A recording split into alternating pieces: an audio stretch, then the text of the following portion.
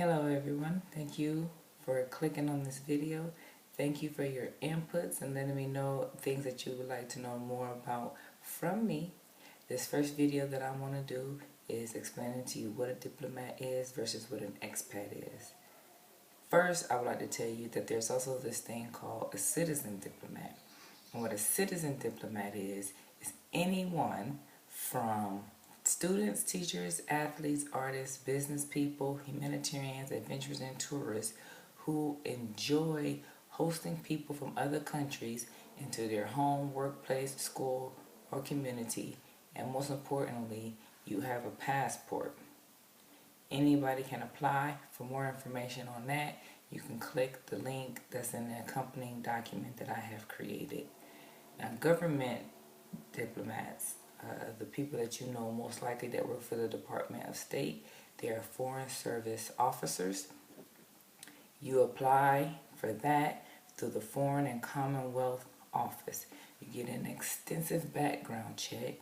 You must be able to speak another language for the country in which you will be working. You must have, let's see, hold on, I'm reading from a document to make sure. There isn't a certain set of qualifications you need to have, but you probably have to provide some sort of exam results or degree. Most people who end up being diplomats are graduates in subjects like international relations, political science, economics, or law. If you haven't got a corresponding degree, it would be expected for you to have relevant life or work experience. You will have one of three most likely areas of responsibility, and those fall under political, commercial, or consular.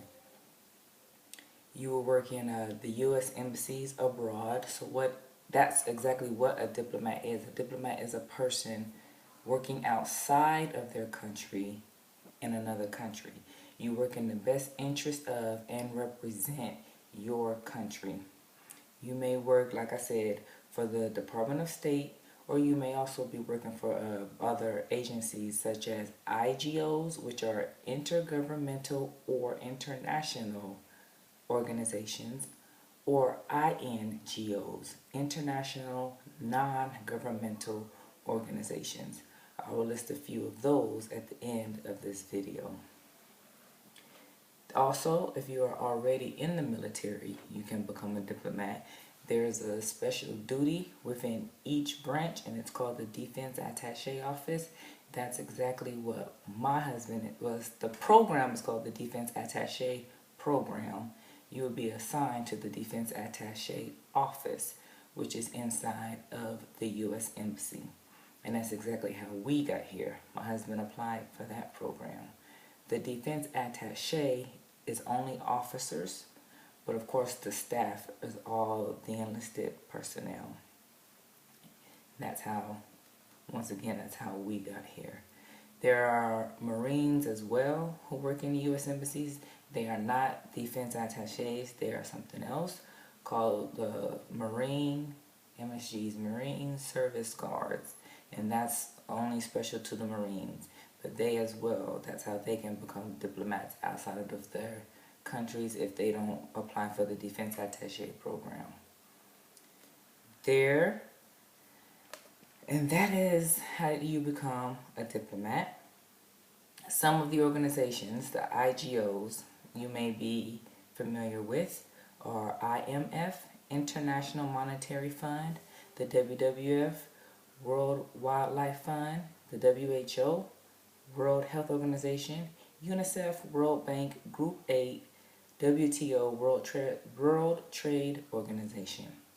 A few INGOs, ADRA, Adventist Development and Relief Agency, CAFOD, CAFOD, Catholic Agency for Overseas Development, CARE, Good Neighbors International, Save the Children, and SOS Children's Villages.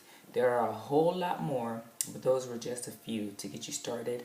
I provided a few links to explain to you where I got the definitions of diplomats, as I don't know everything off of the top of my head.